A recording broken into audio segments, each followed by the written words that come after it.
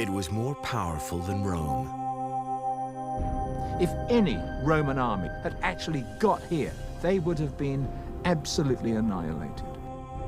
Bigger than Constantinople. It was the mother of all cities. Richer than Alexandria. It was the center of the world.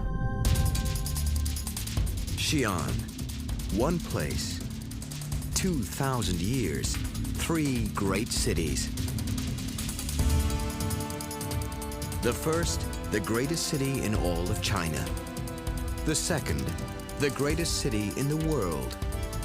The third, a fortress so powerful, even 20th century artillery couldn't knock it down.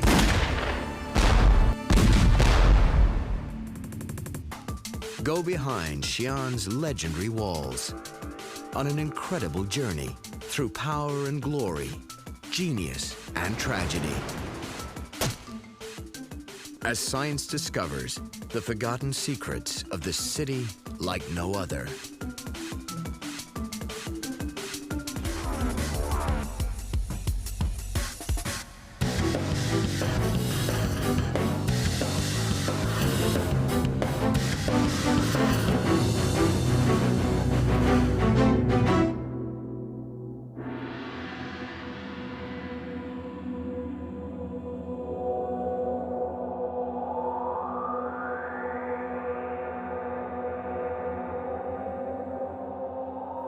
Kilometers southwest of China's capital, Beijing, lies the city of Xi'an.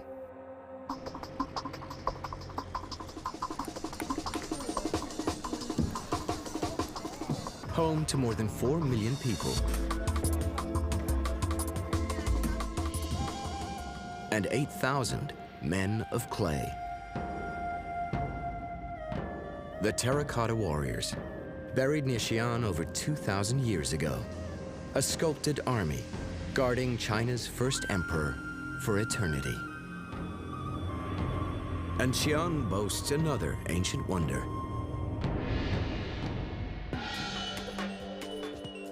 Its massive city wall.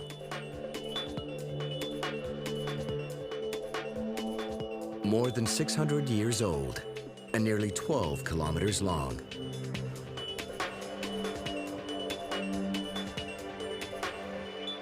Long enough to cross the Straits of Gibraltar from Africa to Spain, and to touch the bottom of the world's deepest ocean, the Pacific's Mariana Trench. But its massive size hasn't saved it from a mysterious assault. Giant cracks are appearing in the wall's facade. An engineering team keeps careful watch on them, ready to prevent disaster. Monitoring month by month how wide, how far, and how fast the cracks are growing. And color-coding them like a terrorist threat. Blue means a crack is stable. Red means it's growing. Yellow means it's growing faster. And orange means it's time to act. After monitoring this crack for a long time, we decided it should be classified as yellow or more. So we have a regular monitor on it. The orange ones we treat as emergencies. We strengthen them with engineering.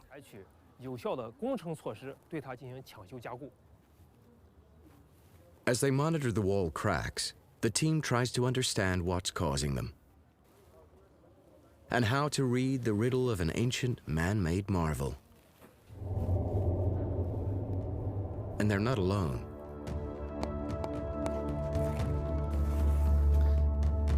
Under and over modern Xi'an, archaeologists, architects, and engineers are rediscovering and reconstructing an incredible tale. A tale of 3 magnificent cities, long lost to the world. A tale that began over 2,000 years ago.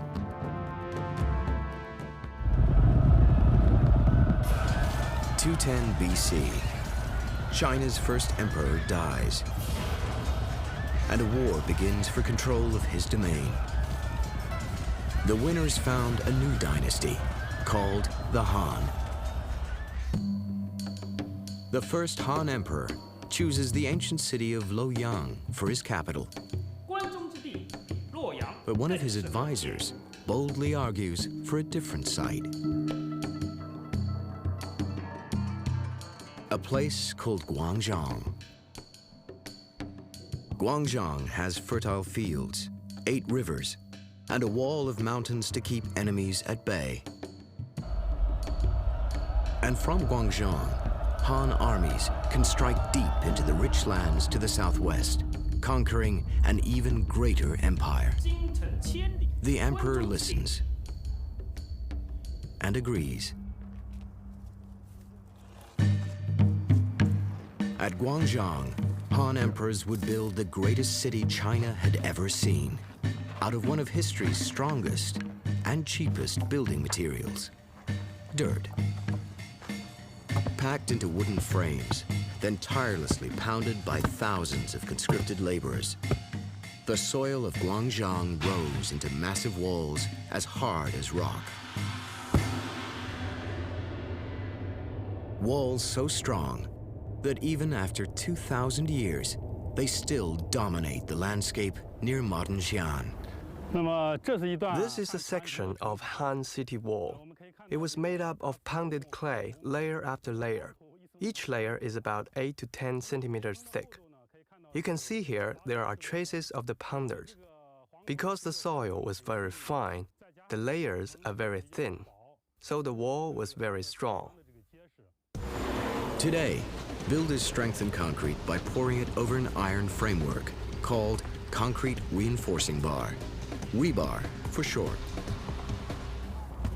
2,000 years ago, Han wall builders compacted earth around a core of logs, the rebar of its time. During the pounding process, the workers inserted wood logs inside. After the wood eroded away, it left a round hole here. The finished walls were over 12 meters high, 16 meters wide, and 25 kilometers long.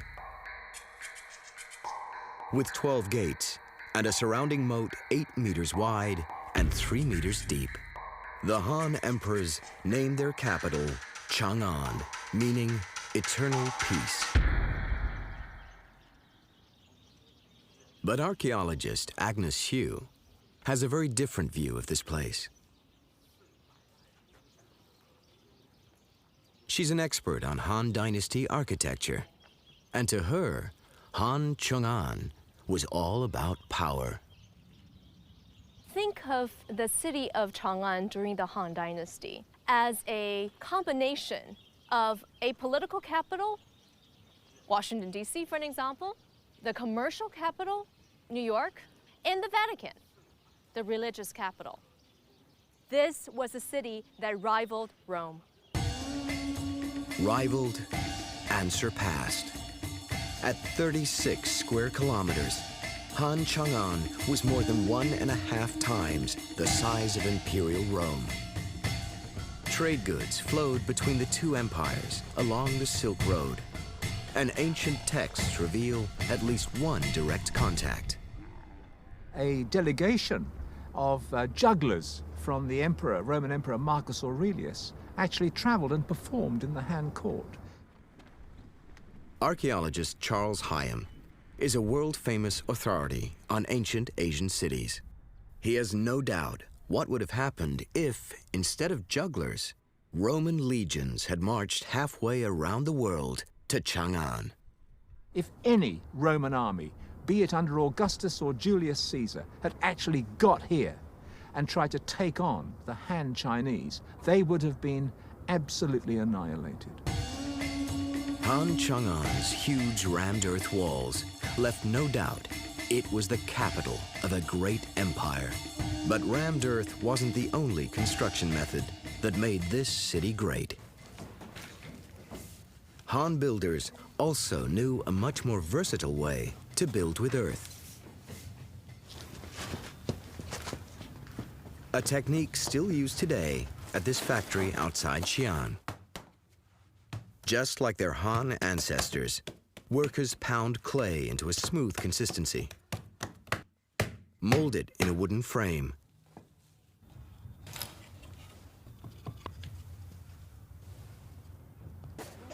then bake it in a sealed oven,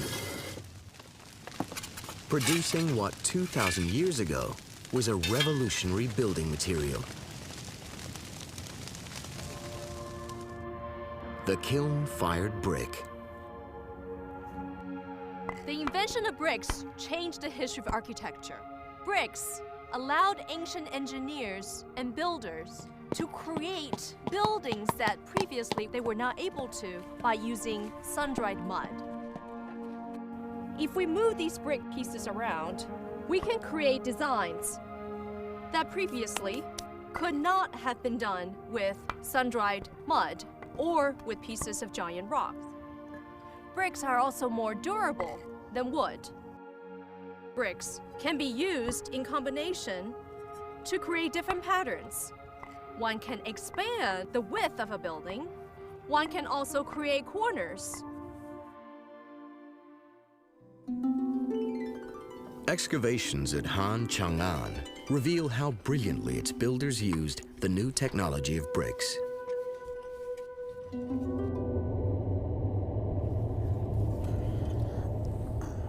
Under its streets, Chinese archaeologists found a network of arched brick tunnels, a 2,000-year-old sewer system. The small pipes converged into bigger ones along the big streets and connected to the moat outside the city. It was a complete sewage system. Analysis of these arches revealed building techniques that surpassed even the Romans. 2,000 years ago, Roman engineers used a central keystone to keep arches from collapsing. While on the other side of the world, Chinese engineers were holding up arches by inventing smarter bricks. The bricks are very clever. They lock into each other so they can hold up. And because of that, this section of the sewer has remained a long time.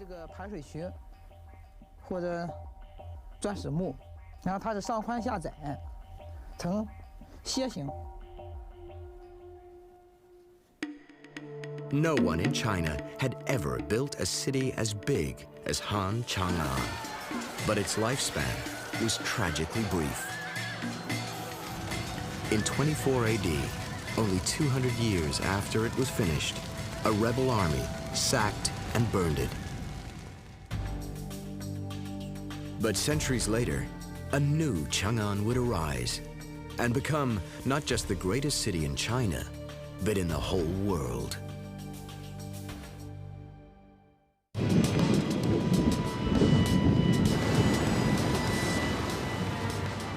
More than 500 years after the fall of Han Chang'an, in the year 582 AD, a terrible flood destroyed a great Chinese city.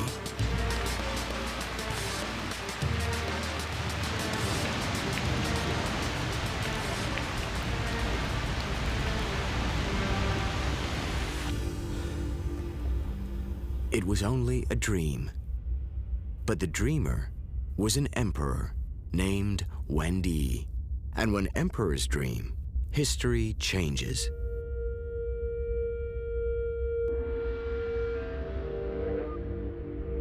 Because water wasn't all that filled the dreams of Emperor Wendi.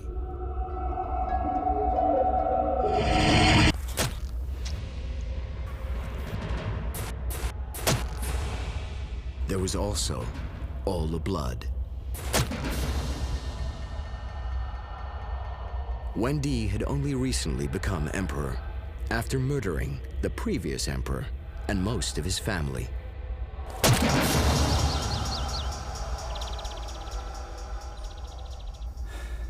Haunted by his dreams, Wendi decided to abandon his palace and ordered the construction of a new imperial capital near the site of Han Chang'an. China's greatest city planner got the job. His name was Yuan Kai. He was appointed to take charge of the project, not because of his political connections, but because of his technological know-how. He had to coordinate work of other architects, craftsmen, and tens of thousands of laborers. So that was a major task. Failure in this project would have meant death. All the more reason to worry about a series of ridges running across the chosen building site, making construction more difficult. But Yuan Kai didn't see it that way. In his mind, the ridges were a series of horizontal lines signifying heaven, the most auspicious symbol of the I Ching.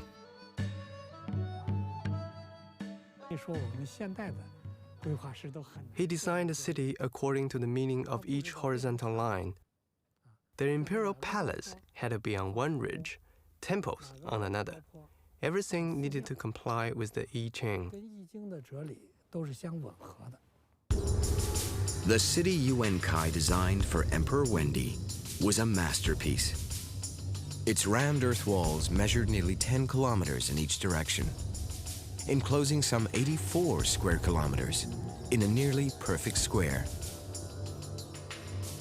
Within the walls, 13 walled areas crossed 9 more to create 109 neighborhoods.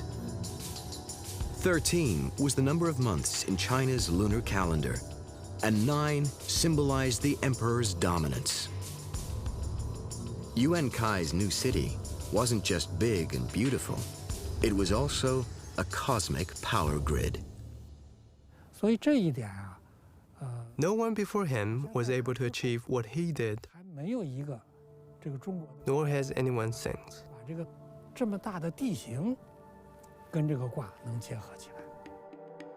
But great as it was, Yuan Kai's city was destined to become even greater.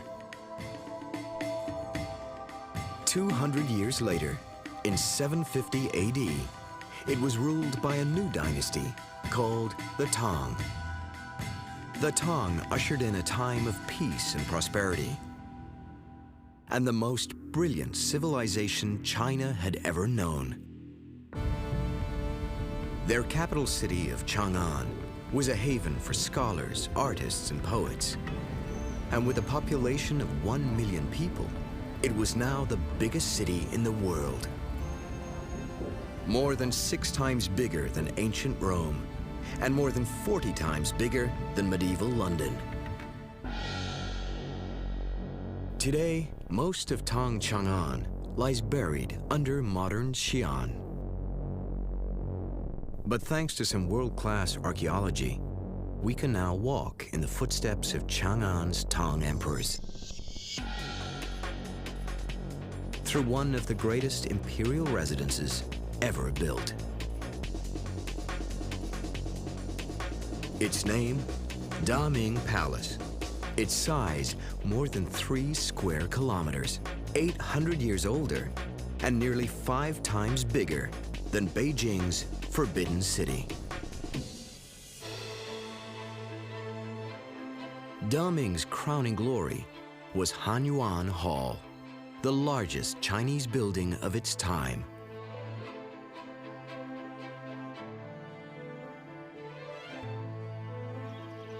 There is a saying that this palace was the highest point of the world's political civilization from the 7th century to the 9th century AD.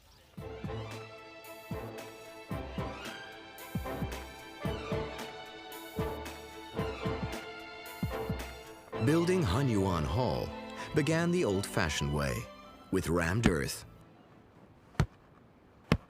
But by Tang times, bricks were playing a much bigger role. Brick facing protected rammed earth walls from frost and rain. But covering Hanyuan Hall's massive foundations required tens of thousands of bricks, and Hanyuan Hall was built in only 1 year. How did the builders make that many bricks in just 1 year? Excavating near Hanyuan Hall's ruins, Chinese archaeologists discovered how they did it. We discovered that compared with Han Dynasty kilns, these Tang Dynasty kilns have more efficient chimneys, so they can make more bricks in a shorter time, so construction could be completed quickly.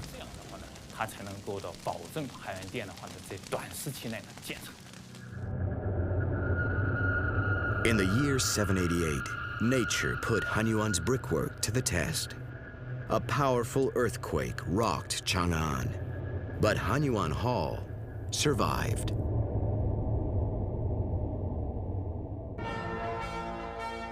Hanyuan Hall was the greatest monument to Chang'an's imperial grandeur.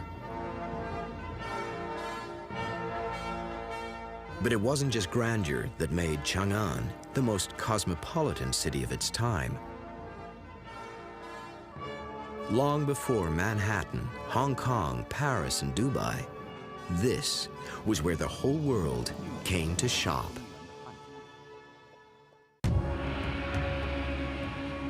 Resurrected in the 21st century, ancient Chang'an's palaces are magnificent monuments to power.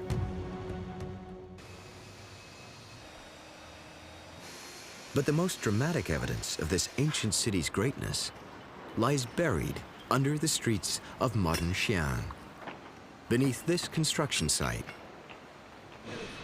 and inside this unfinished building.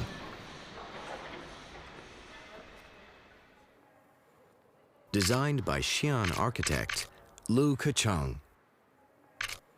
Someday, this place will be a museum like none other. Lu Kecheng designed its building, but history chose its location.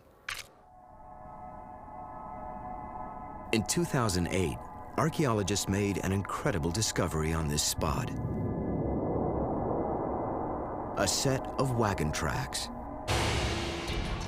Tracks made by travelers on one of history's greatest trade routes, the Silk Road. Over 1,000 years ago, the wealth of China flowed from this spot all the way to Constantinople, and the wealth of the West flowed back. Excavators also uncovered shops, streets, sewers, and bridges, confirming the exciting find. This is a very interesting point here, isn't it? This was the site of Chang'an's world-famous Western Market, the greatest trading zone of its day. Yes, in 1,400 years ago, Yes. this place is the biggest market in the world. In the world. Yeah, it's international market. And it was huge. How big was it? It's about 1 square kilometers bigger. Yes, everything that you could possibly want. Yeah, and it was very crowded. Yes. Chang'an City is over 1 million people here. Yes. For the market, according to the record, over 40,000 people.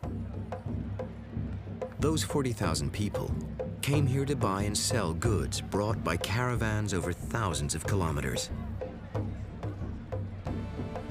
And those caravans also brought another exotic import, foreigners. It was said that within the market, it was so crowded that there was no room to turn your head or to wheel your chariot around. Everywhere you looked, there were people from somewhere else. Many of the foreigners who traveled here never left. The Silk Road made Chang'an as rich with exotic foreign ideas as with exotic foreign goods, a legacy that lives on to this day. Islam was barely a century old when Silk Road traders brought it to Chang'an. Some 60,000 descendants of China's first Muslims still live and worship in Xi'an. And Xi'an's Muslim quarter is as close as anyone today can come to walking the streets of old Chang'an.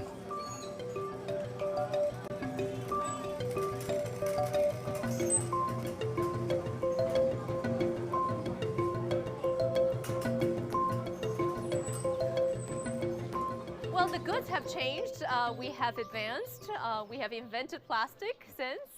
But if you look at the items being sold here, they are actually traditional items that you would have found in a traditional market back then. They're goods made of ivory, goods made of bronze. For example, here, reproduction of an object that would have been considered the quintessential luxury goods imported from Persia. It is a glass bowl that reflected light. And because it was so beautiful, it was so exotic, Tang poets had written many poems singing about the beauty of a glass bowl just like this 1,200 years ago. Xi'an's Muslim quarter is a living testament to the spiritual melting pot that was Tang Chang'an.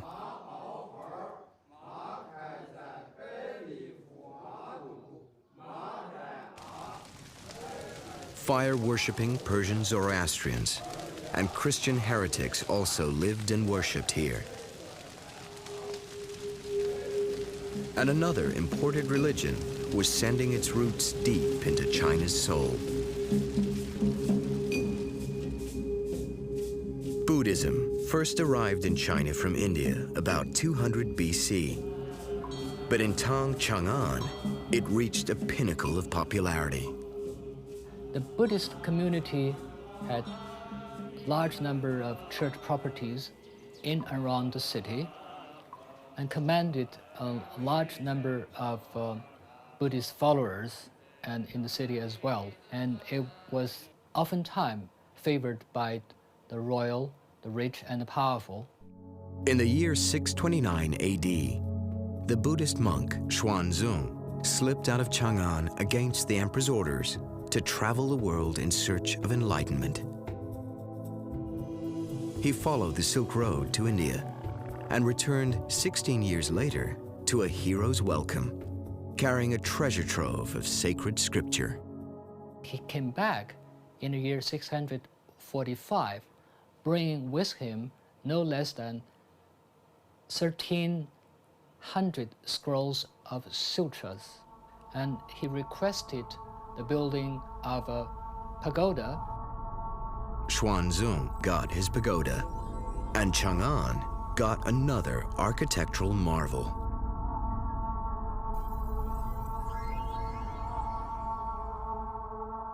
The giant Wild Goose Pagoda. Nearly 65 meters tall. Chang'an's tallest building. And an engineering enigma. From the outside, it appears to be solidly built of bricks. But appearances are deceiving. In reality, the bricks are only a veneer masking a core of rammed earth. Nearly 1,400 years ago, workers built a rammed earth structure more than 5 times taller than Chang'an's walls.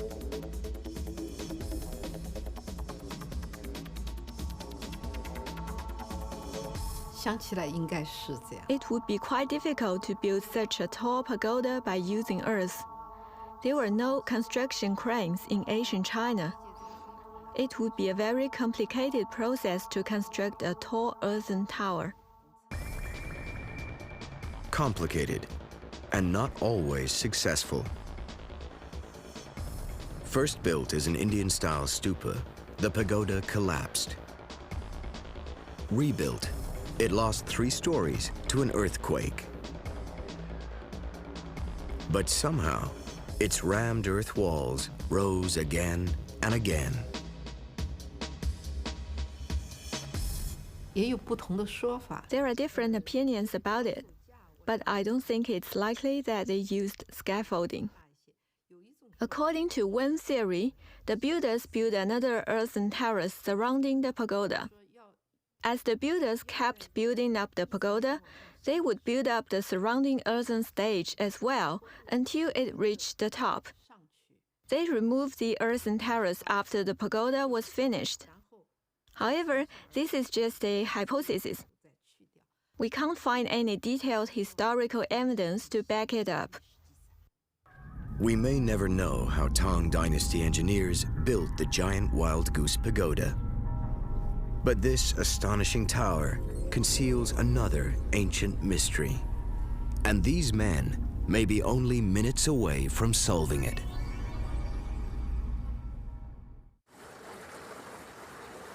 In Xi'an, a team of scientists prepares to sweep the floor of the giant Wild Goose Pagoda with ground-penetrating radar.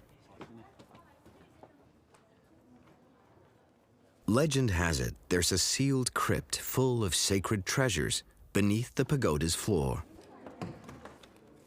And there's more than just legend to support this possibility. This is Famen, a monastery 120 kilometers west of Xi'an.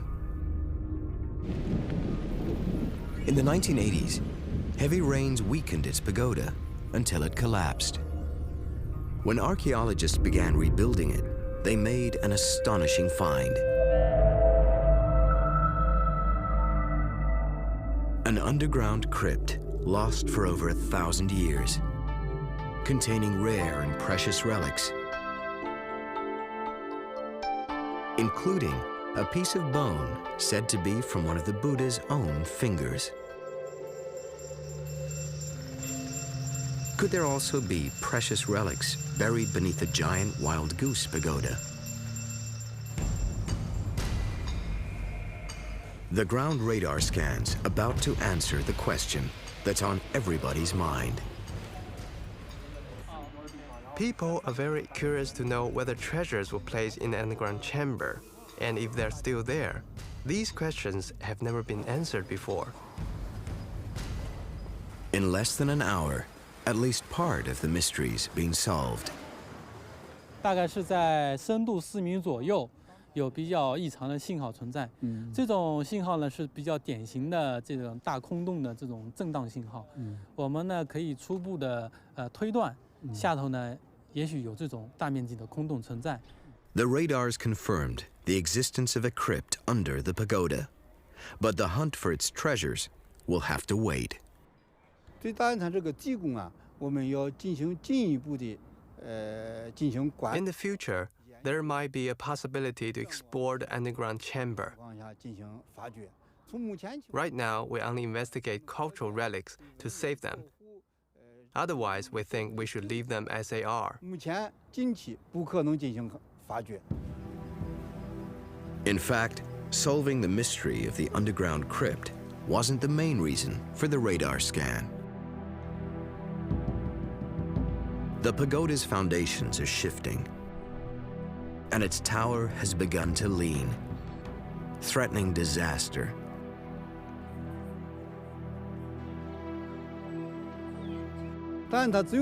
Sooner or later, it will collapse. So we have to solve the leaning problem. 倾斜的根源就在于它这个地基。 If it's any reassurance, the giant Wild Goose Pagoda may be Xi'an's ultimate survivor. It's only one of 2 structures still standing from what was once the world's biggest city. In 840 AD, an anti-Buddhist emperor ordered the destruction of the city's monasteries, sparing only a few, among them the Wild Goose Pagoda.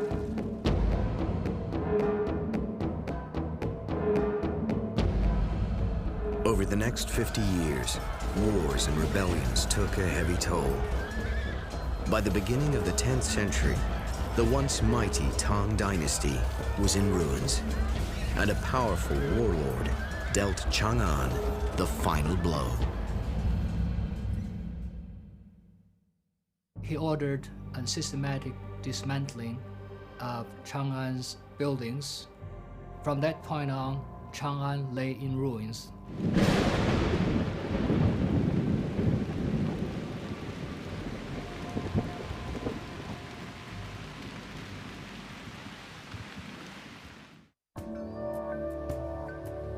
But like a successful organism, before it died, Chang'an reproduced itself. Foreign visitors spread its brilliant design throughout Asia, inspiring cities in China, Korea, and Japan. Among them, Kyoto, whose original layout was a virtual clone of Tang Chang'an. Chang'an lived on through the cities it had inspired.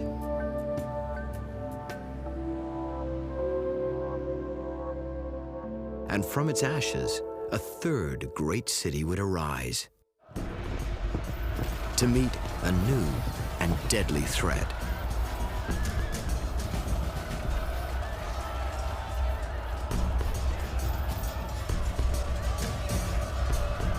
The year is 1368, nearly 500 years after the fall of Tang Chang'an. A new dynasty, the Ming, wins the throne from Mongol emperors who've ruled China for nearly 100 years. But despite their victory, the Ming fear the relentless Mongol horsemen will return. They fortify their northern border and their new capital of Beijing with the biggest military engineering project in history, the Great Wall of China. And they build a string of impregnable fortresses to protect China's heartland from a Mongol invasion. One of those fortresses was a new military city built in the ruins of Tang Chang'an. A city the Ming named Western Peace, in Chinese, Xi'an. The new city was only 1/6 the size of Chang'an, but more than 600 years later, its walls are still standing and still ready for battle. Any visitor to Xi'an, seeing the walls, is looking at the most extraordinary, the largest and the best preserved set of defensive walls in the world. Any would-be attacker of the Ming walls of Xi'an would have faced a fearsome adversary. There are no fewer than 5,980 different points around the walls from which an archer could let loose the ferocious crossbow, which had an enormous impact that could pierce armor from 200 or 300 meters. No one knows better than this man what an attacker would have faced. His name is Zheng Songyang, and he's devoted 50 years of his life to preserving Xi'an's walls. Now 85, he's retired and training students like Hailong Su to carry on his work. The archer's tower played an important role. The defense mainly depended on those archers' windows. There are 40 archers' windows in one archer's tower. A row of archers' windows is on each floor. If the enemy got through the city gate, the second, the third, and the fourth floor of the archer's tower were still able to defend the city from attack.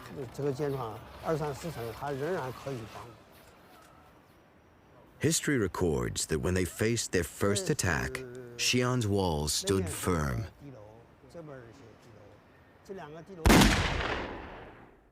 But that attack didn't come during the Ming Dynasty. It came over 500 years later, in 1926. As China bled from civil war, a powerful general laid siege to Xi'an. At the wall's north gate, you can still see what happened. 20th century artillery rounds merely dented the walls. After months of bombardment, Xi'an's walls were still standing, and the attackers had to give up.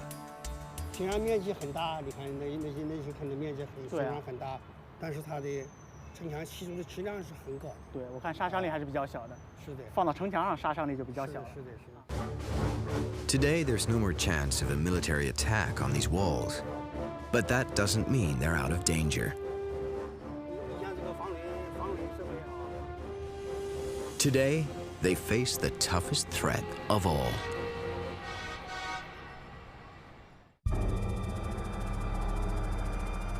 A new and deadly enemy is laying siege to Xi'an's ancient city walls. An enemy they were never built to withstand. That can't be killed and strikes with deadly force, threatening to do what artillery couldn't: bring these walls down after more than 600 years. Unless the wall monitoring team can stop it. They've been searching for reasons why Xi'an's walls are cracking, and they've finally identified the enemy. As it turns out, Xi'an's wall cracks are collateral damage from the modern world. Xi'an's 4 million people are sucking its water table dry, causing the earth beneath the city to sink, pulling down the walls. But the earth's also under pressure from above. As Xi'an grows, the weight of thousands of new buildings, many of them enormous skyscrapers, is pushing apart the walls and the ground beneath them. But the enemy doesn't just attack from below. It also strikes from within. Rainwaters infiltrating Xi'an's cracking walls, eroding them from the inside out. In 1983, because of serious water seepage, there was an emergency situation. The whole city gate was leaning while the foundation was sinking.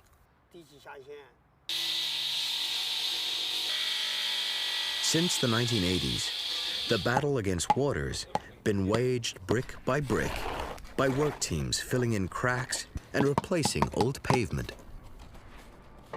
It's a hard job, but not as hard as it could be. And that's thanks to some superb ancient engineering. The battlements slope downward at a slight angle from the outer to the inner wall, draining water into pipes that funnel it to the ground. And the original Ming pavements were 3 layers of brick with mortar in between, impossible for water to penetrate. We have followed in their footsteps and are doing it their way, but we are also using modern-day waterproof material on the top bricks so that we eradicate the seeping water problems once and for all. After we're done, these walls won't need any more maintenance for many years, maybe a few hundred years.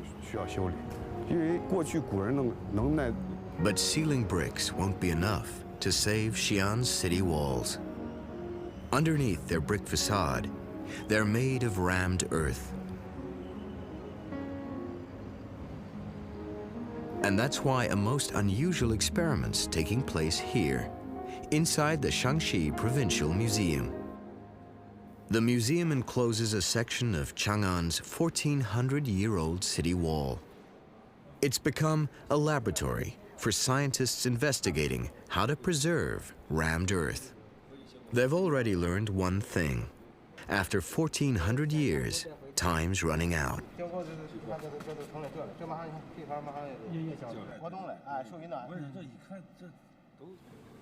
The team's spraying the wall with preservatives, hoping to find a formula for restoring its ancient rock-hard strength.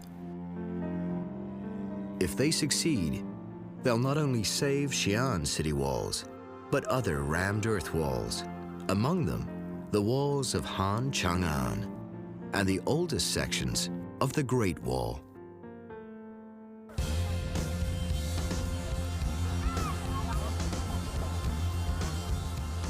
Another great city is rising here, a new Xi'an that celebrates its future while cherishing its past. Today's visionaries are joining forces in their hearts and minds with the ancient visionaries who built 3 great cities here.